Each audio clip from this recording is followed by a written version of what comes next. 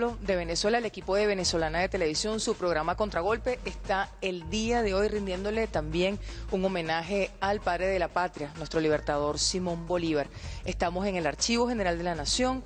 Lo que tenemos a nuestras espaldas son la bóveda que se construyó especialmente para albergar las colecciones vinculadas con nuestro libertador Simón Bolívar. Ese va a ser nuestro tema de hoy, y para poder darles más información al respecto nos acompañan a mi izquierda el profesor Luis Pellicer, director del Archivo General de la Nación. Está con nosotros también Carlos Manuel Bravo Echenique, coordinador de colecciones especiales, y Félix Ojeda, investigador. Gracias por recibir al equipo de Venezolana de Televisión en un lugar tan especial, no solamente para las venezolanas y los venezolanos, sino también para toda la humanidad. Empezamos con usted, profesor Pellicer. Quisiéramos saber, en primer lugar, del el lapso transcurrido desde que se recuperaron los archivos del Libertador que estaban en poder de la Academia Nacional de la Historia hasta este momento. ¿Qué se ha hecho? Bueno, se recuperó el archivo del Libertador y también el archivo del generalísimo Francisco de Miranda en el año 2010. De allí en adelante, el equipo del Archivo General de la Nación emprendió las tareas, primero de digitalización de los originales del archivo del Libertador, que digamos de eso no había nada avanzado en el país. Había unos microfilm por ahí que se ven en muy malas condiciones, pero ya tenemos más del 70% digitalizado. Eso es un proceso que, digamos, un proceso largo, minucioso, y además debe ser muy cuidadoso debido al material de que se trata. Tenemos unos escáneres que son unos escáneres especiales, llamamos escáner planetarios, y con ese el equipo de digitalización ha, digamos, avanzado ese 70%, pero además de eso, después de digitalizar hay que limpiar la imagen de manera que quede la edición tal como está en el original, que es el trabajo de edición. Aparte de eso, nosotros hicimos la digitalización en OCR, es decir, como texto, de varias colecciones de escritos del Libertador que fueron publicadas por diferentes instituciones. Por ejemplo, Escritos del Libertador, que es un trabajo que hizo en principio la Sociedad Bolivariana y después la Academia Nacional de la Historia. Son 33 tomos, eso los digitalizamos en OCR, pero implica también un trabajo de cotejo con los originales y después de corrección para su publicación. Los archivos del Libertador van a estar disponibles en Internet, como los del General Miranda, generalísimo. Así es. Ya estamos trabajando, ya incluso tenemos la página web, la tenemos todavía, digamos, en los servidores internos del archivo, es decir, que no está todavía en el ciberespacio, pero que yo creo que pronto podría estar. Allí tenemos cerca de 12.300 y tantos documentos transcritos. Del Libertador. Del Libertador, y tenemos toda la colección Oliari, es decir, las fotografías de los documentos que están en la colección Oliari, que son cerca de 34.000 imágenes que tenemos digitalizadas. Le preguntamos a Bravo Echenique en qué condiciones recibe el Estado venezolano, el gobierno nacional, los archivos del Libertador, las colecciones que comprenden el archivo del Libertador. Bueno, una vez ya por orden presidencial de nuestro comandante Hugo Chávez Frías, con el decreto 7.375, se procede al rescate de los mismos, lo cual se comisionó. ¿Por qué habla de rescate? Es como si los documentos hubiesen estado secuestrados. Bueno, te lo digo porque el acceso en parte de ese legado histórico era de alguna manera un poco restringido con relación al horario y todo aquello. Cuando estaban en la Academia Nacional de la Historia. Una vez que se hizo ese anuncio, se nombró una comisión integrada por el entonces ministro de Cultura Farruko Sesto, la viceministro, la profesora Carmen Borges, y el viceministro Pedro Calzadilla, que es el actual ahorita ministro de Cultura. Bueno, ahí se hizo esa articulación y se procedió a nombrar por parte del Archivo General de la Nación 10 integrantes para que se hiciera ese inventario con relación a... ¿Usted formó parte del equipo que hizo el inventario? Yo formé parte del inventario y ahí se cotejó folio por folio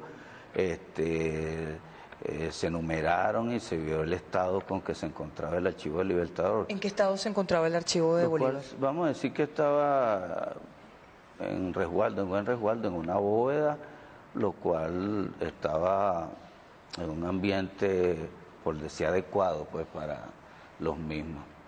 Pero como se conoce que el ente rector en materia archivística de Venezuela es el Archivo General de la Nación, y las condiciones aquí, se hizo una bóveda especial para resguardar los mismos. Actualmente, bueno, se encuentran en la bóveda con las condiciones adecuadas para resguardar esa documentación. Le preguntamos a Félix Ojeda, también como historiador e investigador, ¿qué cosas han encontrado en el archivo del Libertador que quizá las venezolanas y los venezolanos no conocemos tanto? Mira, es mucho la documentación, muchísima la documentación que contiene el archivo del Libertador. Por desgracia, el acceso, como dice Carlos, era muy restringido. Los historiadores estábamos, digamos, frenados a la hora de poder consultar el material. Existen varias colecciones impresas en las que uno puede acceder a la documentación. Sin embargo, bueno, los que nos especializamos, los que gustamos de trabajar con documentos, preferimos trabajar siempre con los originales. Y en ese caso era difícil el acceso. Era dificilísimo el acceso mientras estuvieron a cargo de la Academia Nacional de la Historia. Lo que estamos haciendo en estos instantes es que vamos a mostrar la documentación que no ha sido tan difundida del Archivo del Libertador. Estamos comenzando por Oliari, que sí es... ¿Cuántas colecciones incluyen el Archivo del Libertador? 8 colecciones, en total son 287 tomos que contiene el Archivo del Libertador. En su mayoría, las primeras 3 secciones son las que han sido más trabajadas, las que más se conocen, las más publicadas. Las otras colecciones, pues el acceso ha sido un poco más restringido, y la idea es que en lo futuro llevaremos todas las colecciones a la página web para que estén disponibles a todas las personas que quieran investigar. Las colecciones del Libertador, hablamos de documentos escritos por el Libertador, documentos dictados por el Libertador, sí, bueno, Bolívar, y documentos sobre el Libertador. Bolívar no tenía la costumbre de escribir mucho, él mantenía una secretaría. Muchos de sus secretarios fueron amigos muy personales, los siguieron a lo largo de su carrera, de su trayectoria. Tal es el caso, por ejemplo, de Pedro Briceño Méndez. Hay muchísima documentación del general Pedro Briceño Méndez, quien era secretario de Bolívar, pero era Bolívar quien, en la mayoría de los casos, redactaba la documentación, la dictaba, y ellos sencillamente se dedicaban a copiar los documentos. En el archivo hay también documentos sobre el Libertador. Sí, muchísimo. Por ejemplo, ¿cómo veían los realistas a Simón Bolívar? ¿Hay registro de eso? Sí, porque fíjate, la guerra de independencia no solo fue una guerra con armas, también fue una guerra de cartas. La información tenía que fluir constantemente, eso es pues obvio en todas las contiendas bélicas, de modo que había mucho de intercepción, de correspondencia, espionaje. De modo que los patriotas llegaban a interceptar mucha de la correspondencia realista. Por ello hay muchas cartas de oficiales españoles en el Archivo del Libertador, entre ellos Morillo, Miguel de la Torre, cantidad. Profesor Pellicer, ¿qué visión tenían los realistas de Simón Bolívar? Sí, no, bueno, otra cosa también es que no solamente cartas que se interceptaban, sino correspondencia que se intercambiaba entre Bolívar, Morillo y de la Torre, por ejemplo, cuando se firman los tratados de armisticio y de regularización de la guerra. Ellos, en general, tanto Bolívar de ellos como ellos de Bolívar, tenían ambos muy buena opinión, porque además compartían una ideología. Es decir, Morillo y de la Torre eran liberales y eran republicanos. Pero estaban al servicio de la corona. Pero estaban al servicio de la corona, como militares que eran, tenían que, digamos, su deber era obedecer al régimen legítimo que para ese momento era la corona española, por lo menos allá en España. Ya aquí en Venezuela no era un régimen legítimo. Y tanto Morillo como de la Torre en el año 20, un poco antes de firmar el armisticio, son los primeros que reconocen la República de Venezuela y la República de Colombia, que ya se había integrado por lo menos con Nueva Granada y con Venezuela. Hay una carta Una relación, al menos epistolar, cordial, aunque no lo haya sido así en el campo de batalla. Sí, muy cordial diría yo. Siempre se dirigían en muy buenos términos, incluso en términos amistosos, con mucho respeto, con mucha consideración y sobre todo reconociéndose en la ideología compartida que era la ideología liberal. Y tanto de la Torre como Morillo como Bolívar a ellos, siempre le decían, siempre estaban en la posibilidad de no continuar la contienda bélica, tanto porque afectaba, ambos reconocían que afectaba a la población, pero que también afectaba sus lazos amistosos. Bueno, Morillo y Bolívar se entrevistan, ¿verdad?, en Trujillo, se dan un abrazo, y hay una anécdota acerca de eso, porque Bolívar en campaña no es el Bolívar que nosotros conocemos trajeado, etcétera. Bolívar de los Cuadros. Bolívar de los Cuadros. Bolívar en campaña era un hombre además pequeño, como era la estatura del Libertador, pequeño de estatura, ¿no? Grande en su ideología, en su acción, en su pensamiento, pero vestía de poncho, con sombrero de cogollo, y iba montado en una mula. Cuando Morillo se acerca, el grupo que viene a entrevistarse con Morillo, dice, bueno, ¿cuál de estos es Bolívar? Entonces le dicen, este que viene montado en una mula, y entonces Morillo se asombró, dijo, este hombrecito fue el que nos derrotó.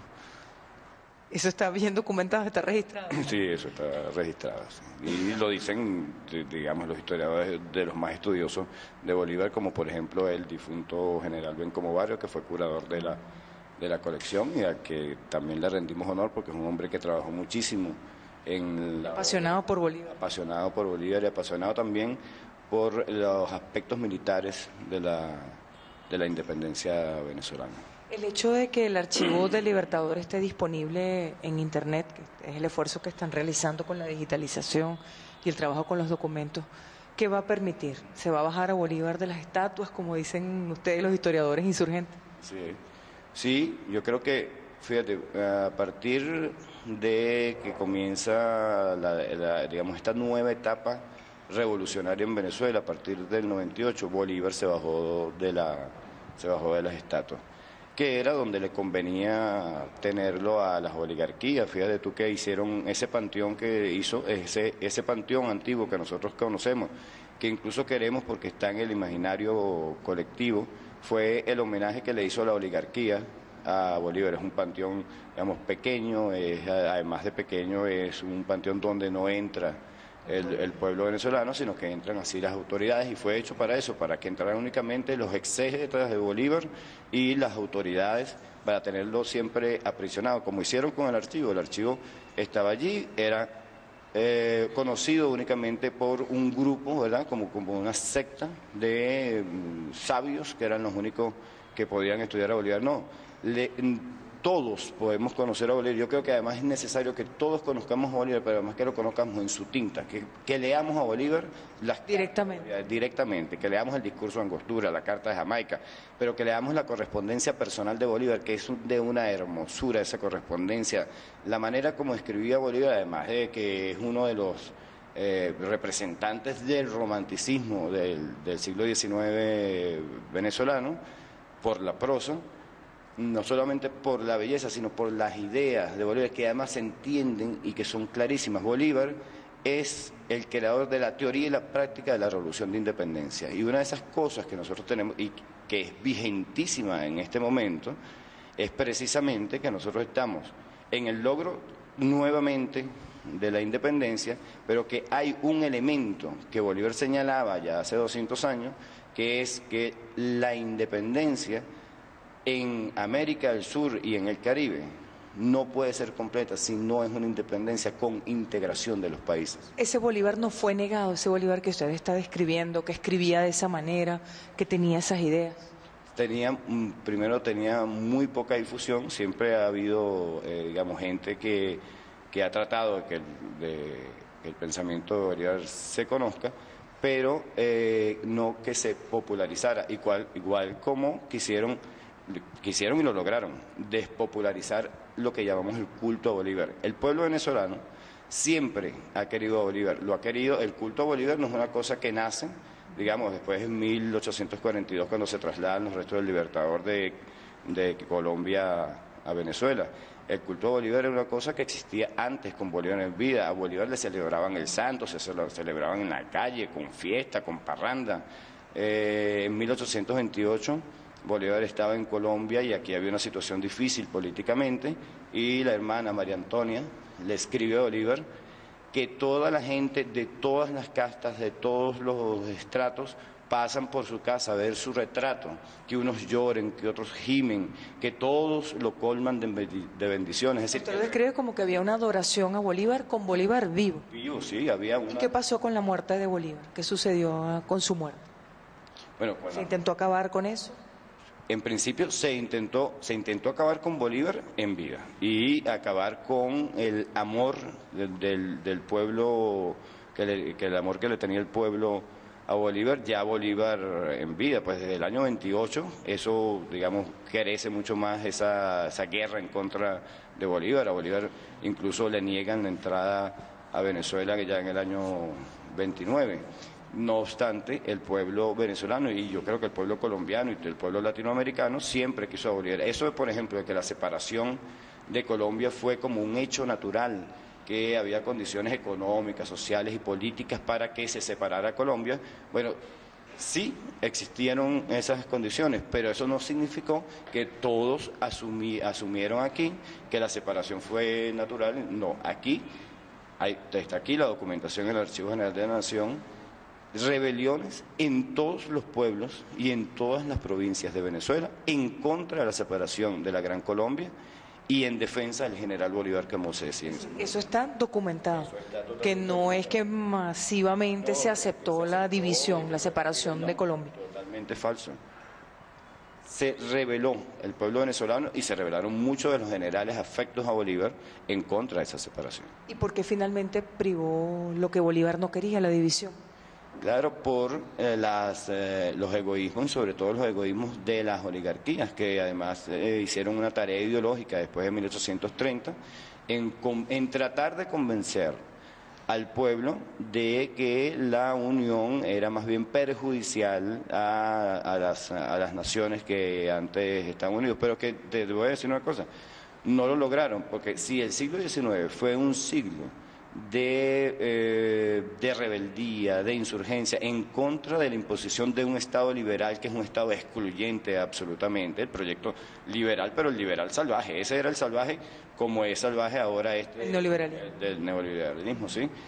Pero el pueblo nunca se dejó, por eso el siglo XIX es un siglo de rebeliones e insurrecciones permanentes, pero además durante el siglo XIX y a principios del siglo XX existieron proyectos de restituir la Gran Colombia. Existieron varios proyectos durante la Guerra Federal, no se pudo. A principios de la separación, en el año 34, otro proyecto, ¿verdad?, entre los países hermanos por restituir a la Gran Colombia. Y uno de los más importantes fue a principios del siglo XX, con Cipriano Castro, Eloy Alfaro y otros latinoamericanos que trataron de restituir la Gran Colombia. Los intentos de recuperación de la Unión Latinoamericana que está describiendo el profesor van a estar incluidos en este archivo de Bolívar en cuando son posteriores a su muerte, que se han planteado también como en este proyecto integral de colocar a Bolívar en Internet. Bueno, mira, de antemano hay que decir que ese es un archivo de una connotación continental. El archivo de Bolívar no solo es importante a Venezuela, o sea, la gesta libertadora del Bolívar lo llevó por el sur, tan lejos como países como Bolivia, de modo que el archivo encierra muchísima documentación de estas naciones, entre ellas, por supuesto, Ecuador, Perú, que estas Chile. naciones no conocen necesariamente. Sí, hay documentación de estos países que está en el archivo del Libertador que ellos no conocen y que, imagínate tú, llevarlos a un portal web en los que tendrá acceso cualquier persona en cualquier parte del mundo es sencillamente un logro fantástico, no solo para la historia de nuestro país, sino también para la historia de nuestra región. Es decir, este es un proyecto continental, al igual que lo fue el del Libertador, bueno, estamos consagrados, por supuesto, a este trabajo en vista de la connotación que representa para la integración de nuestros países. En el Archivo del Libertador estamos integrados como región, como historia. Para ustedes como historiadores no hubo acceso a documentos de Bolívar. En los manuscritos. Ustedes decían que no, que era prácticamente inaccesible la documentación del Libertador o sobre el Libertador de la época de la Guerra de Independencia. Y lo mismo ocurría también, por supuesto, con el archivo de Francisco de Miranda. Yo creo que, de hecho, el archivo de Francisco de Miranda era más restringido el acceso que el mismo archivo del Libertador. El archivo del Libertador se te permitía en algunas ocasiones especiales, tal vez mirar la bóveda, pero no acceder a la documentación. De modo que nosotros, al llevar toda esta documentación al Internet, es sin duda una puerta, continental. Una puerta al mundo en el pensamiento, en la vida y en la obra del Libertador. Nosotros vamos a tener la oportunidad de ingresar a la bóveda con todas, hacemos la aclaratoria públicamente con todas las restricciones del caso para poder mostrar algunos documentos para compartirlos con todo el pueblo venezolano. Pero antes de pasar a la bóveda y para cerrar esta parte de la conversación, profesor Pellicer, ¿a partir de cuándo va a estar disponible Bolívar en Internet? A partir de que el presidente Chávez. Instrucciones del presidente Chávez para ponerlo en Internet. Yo creo que una de las cosas más importantes aquí, yo quiero repetirlo, Bolívar fue el teórico de la revolución independentista. Y otra cosa que me gustaría a mí sugerir, porque yo creo que debemos aprovechar cada momento para que en los momentos en que compartimos, en que podemos compartir con el pueblo, en que nos están escuchando, que sea un momento didáctico, como dice el propio comandante, que sea un momento de reflexión, de compartir saberes. Creo que es muy importante que nosotros rescatemos el estudio de la obra y del pensamiento del Libertador. Mire, la obra y el pensamiento del Libertador no es estudiada prácticamente en ninguna universidad venezolana. Tampoco en la Universidad Central de Venezuela, de donde provienen ustedes o la gran mayoría. Para nada, es decir, ahí no hay una cátedra. Han dado, digamos, unas electivas, unos seminarios, casi siempre para tratar de dar una imagen del Libertador contraria a lo que es realmente la obra del Libertador, sabiendo muchos de esos historiadores que realmente lo que quieren ocultar es el pensamiento revolucionario del Libertador. ¿Por qué lo quieren ocultar? Bueno, porque es que es muy parecido al pensamiento revolucionario que tenemos nosotros en este momento, independientemente de que son momentos diferentes, pero si nosotros no podemos pensar que la independencia de Venezuela, que la hemos logrado nuevamente una independencia política y vamos hacia la soberanía plena en términos alimenticios, tecnológicos, cognitivos incluso. Sí, además vencemos el 7 de octubre, que yo creo que es el momento cumbre para que nosotros podamos lograr esa independencia plena y la soberanía plena. Pero indiscutiblemente nosotros estamos peleando con algo que es mucho mayor, que es el sistema capitalista mundial. Y si nosotros logramos además una unidad latinoamericana y caribeña que nos permita hacer un bloque de poder que se pueda enfrentar al imperio, bueno, ahí sí podremos hablar de una verdadera independencia. Y eso está en el pensamiento del Libertador y está incluso proféticamente dicho, ¿verdad?, cuando habla de los Estados Unidos en aquel momento. No solamente habla de Europa y de la Santa Alianza en contra de estos países, sino también de la posibilidad de que Estados Unidos se erigiera, como se erigió, en un imperio que nos amenazaba y que hizo un neocolonialismo también en nuestros países. Hay que estudiar la obra y la acción del Libertador. Pocos hombres, por ejemplo, Lenin es un hombre de pensamiento y de acción, pero el nuestro es Bolívar. Miranda también lo fue, pero el nuestro es Bolívar. Y en pocos documentos nosotros podemos ver la teoría bolivariana de la independencia, de la revolución independentista, de la revolución independentista. Con que nos estudiemos al menos dos, el discurso de Angostura y la Carta de Jamaica, pero tenemos que hacerlo discutiendo y tenemos que hacerlo que nuestros niños además lo estudien, que nuestros maestros, que nuestros profesores lo estudien. No es nada difícil hacerlo. Lo que hay que hacer... ¿Usted llamaría a leer a Bolívar y a debatir sobre Bolívar? Y a discutir sobre Bolívar y a que nos demos cuenta de la vigencia del pensamiento. Nosotros no estamos rescatando en la Revolución Bolivariana a Bolívar por no dejarla, estamos rescatando con conocimiento de causa de que Bolívar es importante para esta revolución. No es nada más Marx, no es nada más Lenin, no es nada más el pensamiento marxista, es también la teoría revolucionaria de Bolívar. Antes de finalizar... Que también es de Simón Rodríguez. Antes de finalizar, profesor, le queremos preguntar cómo son sus relaciones actuales con la Academia Nacional de la Historia, después del forcejeo que sabemos que ocurrió por el Archivo del Libertador. Bueno, con la Academia en general, yo sigo pensando que la Academia es una institución jurásica, una institución que además no tiene, digamos, como ninguna... Eso no es irrespetuoso con sus propios profesores. Como no tiene razón de ser, creo yo.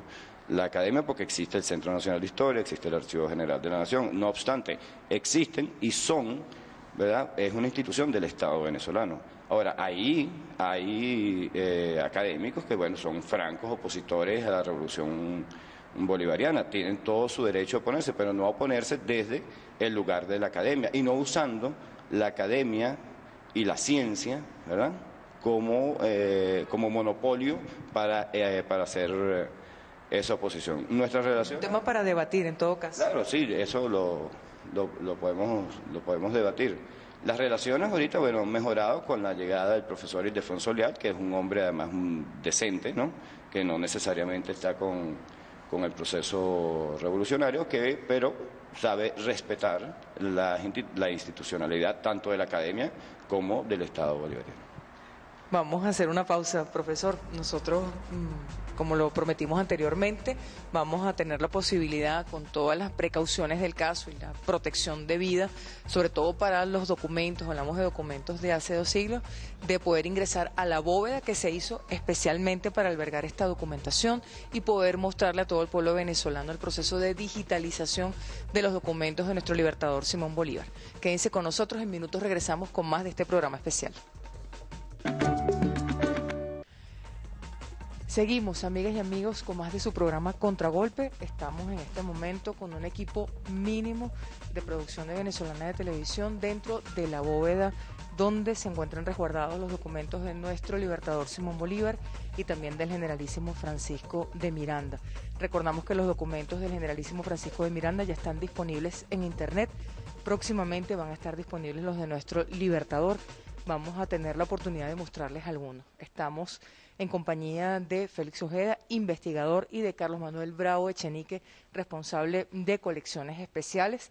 Empecemos por la bóveda. Estamos en un lugar muy particular, hecho especialmente para albergar estos documentos. Exacto. Una vez ya recuperados y traídos acá al Archivo General de la Nación, esos 2 legajos importantes para Venezuela, Latinoamérica y el mundo, de uno de los 2, por decir, principales próceres de nuestra emancipación, se construyó acá esta bóveda especial, como tú puedes ver, tecnología de punta, unos estantes adecuados con su debida caja que de alguna manera permiten la conservación de los mismos, tal como también el sistema de contraincendio, pues, que es un sistema guardado para cualquier contingencia. Para cualquier contingencia, un sistema que de alguna manera, al haber algún problema, él se dispara, tiene 2 bombonas de gas presurizado, que es incoloro, no es dañino para ninguna ocasión al documento y de alguna manera absorbe rápidamente cualquier tipo de novedad que ocurre en la bóveda. ¿Ha habido alguna emergencia en la bóveda desde que están los documentos del Libertador aquí? No, gracias a Dios. ¿Incendio, intento de robo? Nada, porque esto realmente, como tú puedes observar, los vidrios son blindados, estos vidrios que tenemos aquí son blindados, la estantería, bueno, como tú puedes ver, de tecnología de punta, aquí estamos observando cómo es el proceso que hacen los digitalizadores y las editoras, y podemos observar que actualmente le estamos haciendo una caja de colecciones que de alguna manera, una vez ya digitalizado totalmente la colección de nuestro Libertador, que compone 287 tomos y en la actualidad llevamos 233 tomos para un 80% del proyecto, quedarían solamente 54 tomos por digitalizar. Ya todo quedaría en caja de colecciones para que no sean, por decir, manipulados por alguna persona, pues ya digitalizado y editado y todo aquello se pueden utilizar por medio de el CD. Vamos a mostrar el proceso de digitalización. Aquí estamos con trabajadoras, trabajadores del Archivo General de la Nación. Nos comentaba anteriormente el profesor Luis Pellicer que se trabaja con escáneres especiales como los que vamos a mostrar en cámara en este momento. Los llaman escáneres planetarios. Allí es posible colocar el documento y el documento queda registrado en la computadora. Bueno, aquí como tú puedes observar, estos son escáneres planetarios comprados hace 3 años desde Alemania por el Archivo General de la Nación, y ahí tiene cómo es el proceso de escaneo del mismo. El mismo escáner planetario, porque el planeo es de alguna manera plana, las luces son frías para que no dañar el documento. Y ahorita vamos a hacer la prueba de cómo es el proceso de escaneo con relación al documento. No lo dijimos al principio, hay que tomar medidas especiales para estar aquí. Se trabaja con tapaboca, con bata, con guantes. Así como estamos vestidos, es la única manera para manipular y estar aquí haciendo el trabajo de digitalización. Aquí tenemos el documento, lo están escaneando y aquí lo tenemos en la computadora inmediatamente. Aquí lo podemos mostrar en la computadora. Aparece en la computadora, ahí está. Aquí, ya una vez aquí, en crudo. ¿Cuál es el siguiente paso? Ajá, el siguiente paso, de una vez ya digitalizado y pues esta computadora crudo, se pasa al otro paso que está allá, que es la edición, que se realiza una vez ya digitalizado el documento. Entonces está la edición, que es hacerle la limpieza, pues generar el documento sin alterarle ninguno de el contenido, nada, y lo más riguroso para que no, como se digitalizó el documento, no haya algún corte que por lo menos quite una palabra o una letra que después sea de alguna manera dificultoso para el investigador realizar el proceso. Estos son los documentos, una vez hecha la edición, que van a estar colgados en Internet. Sí, son la réplica, la digitalización exacta de los originales, de los manuscritos, en muy alta resolución. Eso es definitivamente esencial aclararlo. Esto no está tomado en microfilm, está tomado de los originales manuscritos que se conservan en el Archivo General de la Nación, con escáneres de muy alta resolución. Son unos escáneres de tecnología alemana que utilizan una iluminación que se conoce como LED. Es una iluminación que permite el ahorro de energía y además no genera calor. Esto es sin duda importantísimo a la hora de la preservación y la conservación de los documentos. Ahora, la idea, como bien lo explicaba el profesor Pellicer, y fue toda la polémica además con la directiva de la Academia Nacional de la Historia en su oportunidad, es que todo Bolívar esté disponible para todo el planeta. ¿Lo entendemos así? Todos los tomos estarán... ¿No solo para los investigadores o las investigadoras? No, estarán accesibles a toda la persona que quiera consultarlos. Investigadores, tanto también como público en general. El que quiera ver los originales manuscritos del Archivo del Libertador podrá acceder a ellos. En esta primera etapa presentaremos la primera sección del Archivo del Libertador, que es Memorias del General Oliari, que se compone de 54 tomos. Esto es... Ya está digitalizado, listos, editado, ya lo tenemos en la página web. Sin embargo, todavía no está disponible al público, pero ya están subidos a los servidores que tiene el Archivo General de la Nación. Ahora, la primera parte, como nos comentaba, ya está en la web, que sería las memorias del general Oliari. ¿Por qué se decidió empezar por las memorias del general Oliari? Usted nos hablaba de que el Archivo del Libertador está constituido por 8 colecciones. Sí, el archivo está agrupado en 8 colecciones comenzamos por Memorias del General Oliari, porque sencillamente es la primera sección del archivo. Así estaba. Sí, hemos querido respetar el orden que ya tenía el archivo del Libertador, ello en vista de que ya hacer un nuevo orden del archivo implicaría un gran inconveniente a los investigadores, tendríamos que alterar todas las referencias en cuanto a citas, de modo que es bastante complejo hacer ese trabajo. Así que nosotros sencillamente nos planteamos respetar la clasificación que ya poseía el archivo y por ello decidimos comenzar con Memorias del General Oliari, que además hay que decirlo, es una de las secciones más importantes que tiene el archivo. ¿Por qué es una de las más importantes en su opinión como historiador? Mira, es la más importante, considero yo, porque Daniel Florencio Oliari fue edecán de Bolívar, fue amigo, colaborador entrañable del Libertador, y una vez que el Libertador muere, se dedica apasionadamente a compilar la mayor cantidad de documentos del proceso de independencia. Oliari conoció a muchísimos de los próceres que participaron en la Revolución de Independencia, de modo que pudo a través de ello obtener documentos valiosísimos para completar su colección. Oliari logró morir. Sería un cronista excepcional de la Guerra de Independencia, visto así. Sin duda, sin duda. Y él se lo planteó de esa manera. Él dijo, yo seré una de las personas que más recoja información, que más compile documentación para mostrar a las futuras generaciones estos actos tan gloriosos que hemos alcanzado y proyectar además la fama, la trascendencia y la obra del Libertador. Eso se lo planteó Oliari y por ello su colección recoge documentos muy, muy valiosos. Una vez digitalizados, vamos a mostrar algunos, que además se lo prometimos al pueblo venezolano con este programa especial.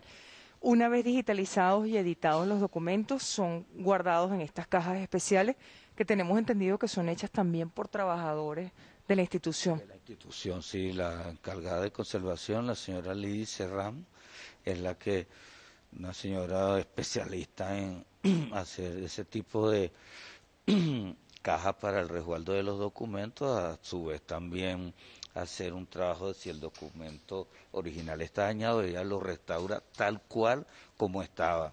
Realmente impresionante. ¿Han tenido que hacer restauración de algún documento de Libertador? Actualmente no hemos tenido y esperemos no tener. Si habrá algunos detalles, bueno, ya pasará al espacio adecuado a donde se hace ese trabajo y allí una vez se haga, si no lo hemos digitalizado, primero le hacemos ese trabajo para después digitalizarlo para que se vea realmente cómo está su contenido.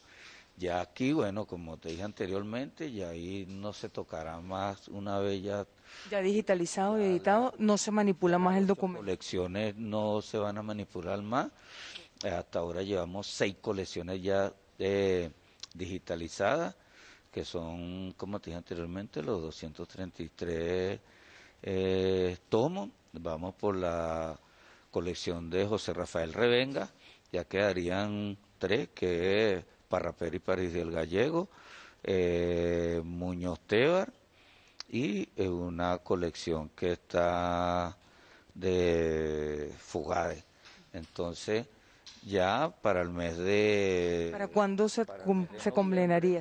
Para el mes de noviembre ya tenemos completado eso. Nosotros comenzamos a hacer este trabajo de digitalización en octubre del 2010 y tenemos pautado para poner ese aproximado de noviembre, culminar totalmente la digitalización. Ahorita llevamos 170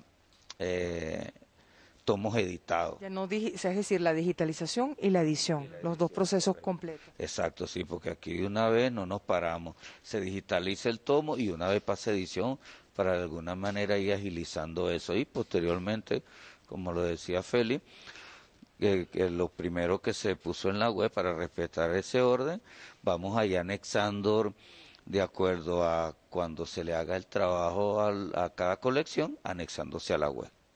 Ahora, con respecto al documento como tal, ¿cuánto tiempo más de vida podrían tener esos documentos que estamos mostrando en cámara? Mira, con las condiciones Digital apropiadas, tienen vida eterna, sí, no, pero el documento original. pero con las condiciones adecuadas de preservación y conservación, que son las que garantiza la bóveda aquí del Archivo General de la Nación, mira, yo me atrevería a decir que estos documentos pudieran permanecer acá por 200 años más. Es decir, esperamos que esto sea un testimonio de la lucha de independencia y que más adelante albergará posiblemente, quien quita, los documentos de nuestra revolución bolivariana. De los documentos del Libertador, quizá los más conocidos o los que se consideran más relevantes del Libertador como estadista, como pensador de la independencia y creador de la teoría de la independencia hace 200 años, ¿cuál no se encuentra en esta bóveda? Mira, Porque está desaparecido, la Carta de Jamaica. sí, hay varios documentos que nos alberga el Archivo del Libertador, entre ellos la Carta de Jamaica, pero hay también un documento importantísimo que es el proyecto de Constitución para la República de Bolivia, que redactó Bolívar en el año 1826. Este documento Bolívar se lo envió a Antonio José de Sucre en Bolivia. Sucre recibe el documento y hace algunas anotaciones con su puño y letra.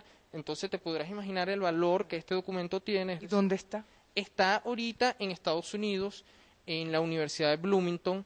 Está resguardado por ellos. No sabemos a ciencia cierta cómo fue a dar el documento allá, pero este es un documento sumamente valioso que sería sin duda una pieza invalorable dentro del archivo del Libertador.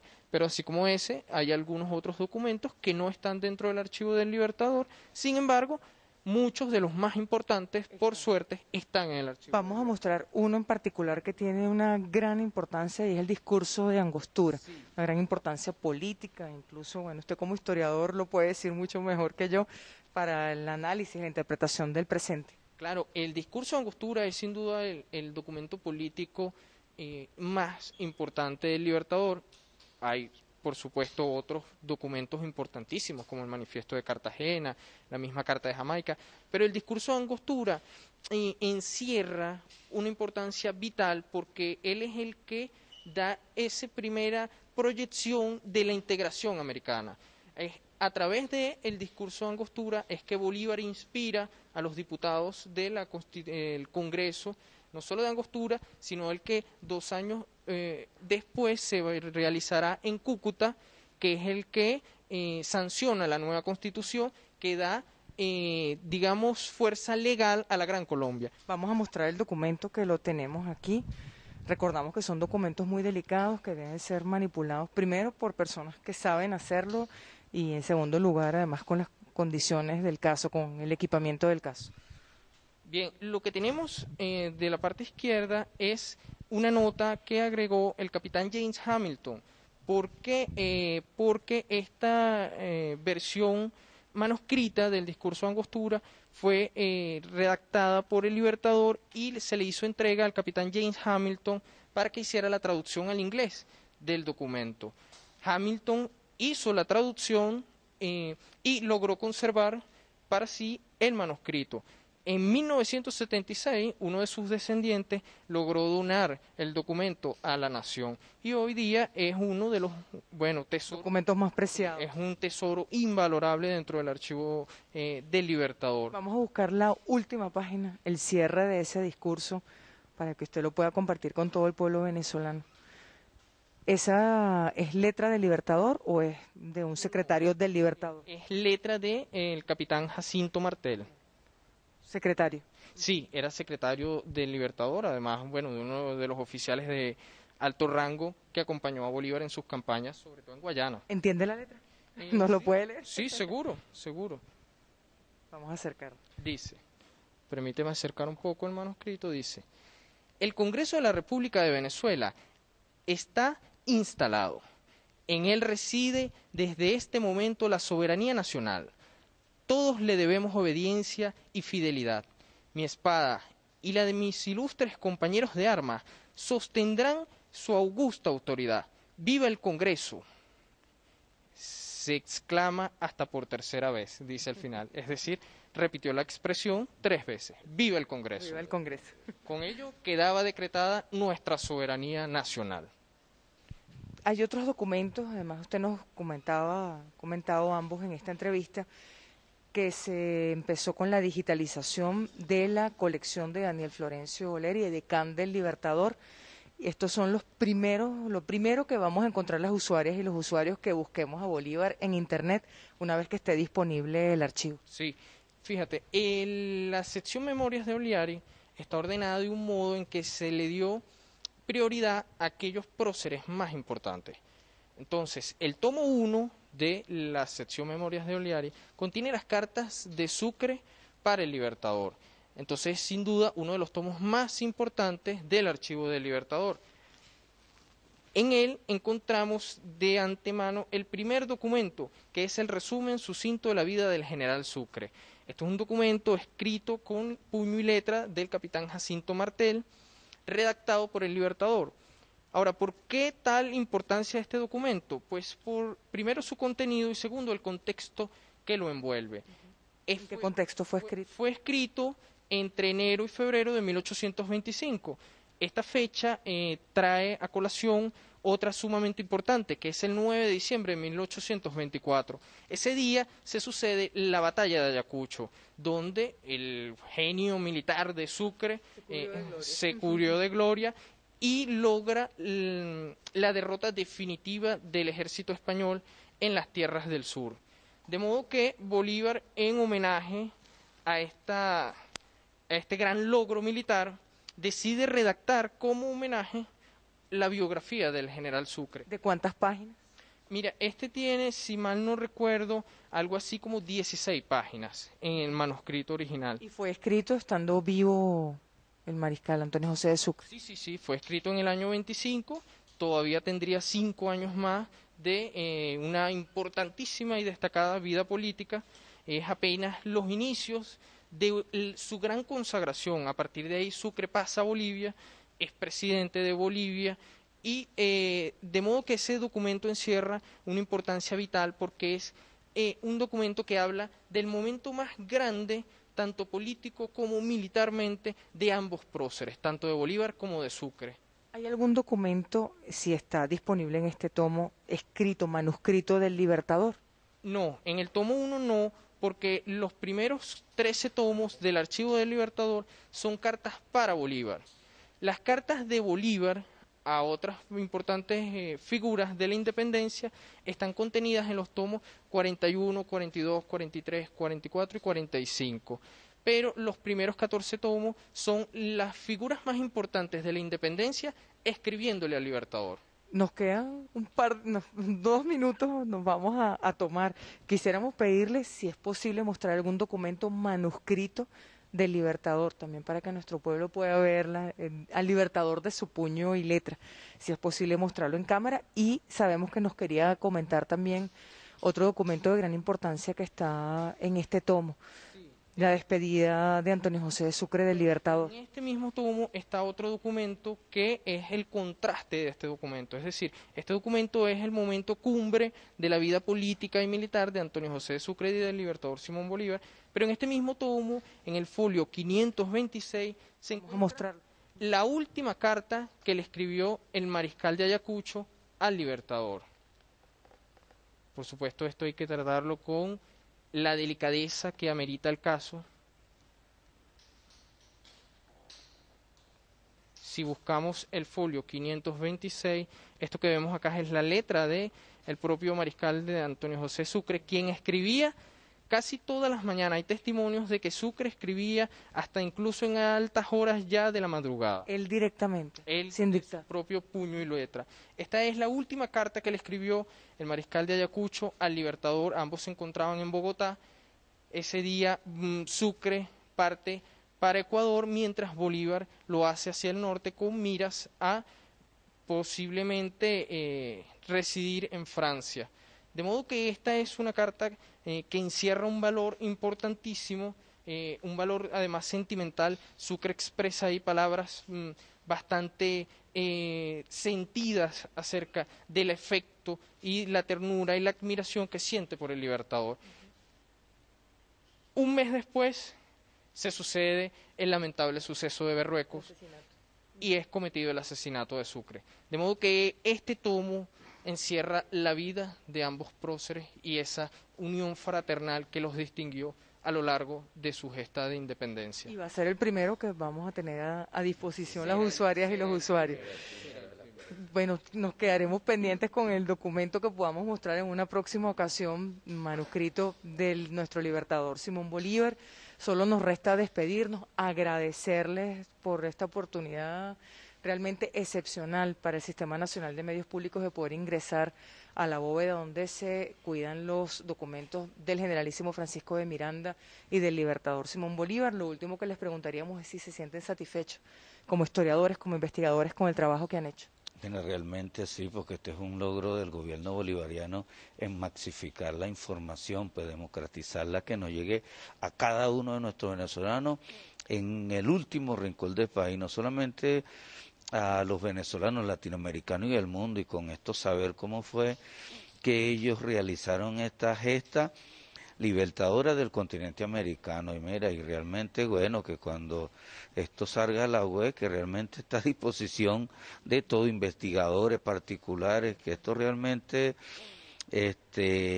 lo vean para enriquecer más nuestra pueblo venezolano en cómo es esa historia que realizaron nuestros libertadores. Feliz Jorge. Mira, satisfecho y por supuesto orgullosísimos de participar de un proyecto tan ambicioso en lo que respecta a la historia no solo de Venezuela, sino continental, de llevar al pueblo venezolano la historia en los caudalosos ríos de tinta que sus propios protagonistas se encauzaron en papel y que hemos tenido el honor, la honra de poder participar de esto. Ha sido sencillamente maravilloso y creo que será un legado importantísimo de la Revolución Bolivariana hacia nuestro pueblo. Muchísimas gracias a ambos, gracias a todas las trabajadoras y los trabajadores del Archivo General de la Nación, no solamente de esta bóveda en particular en la que nos encontramos, sino de todo el Ministerio del Poder Popular para la Cultura también, en particular al ministro Pedro Calzadilla, que nos ha permitido esta excepción de estar aquí el día de hoy, también al profesor Luis Pellicer, director del Archivo General de la Nación. Nos despedimos, ponemos punto final a este programa especial por el día de hoy. Agradecemos a todo el equipo de Venezolana de Televisión, Sistema Nacional de Medios Públicos, el agradecimiento también para todas y todos ustedes. Nos despedimos hasta una próxima oportunidad con la imagen de la última correspondencia conocida, como bien lo comentaba Félix Ojeda, del gran mariscal de Ayacucho, Antonio José de Sucre, a nuestro libertador Simón Bolívar.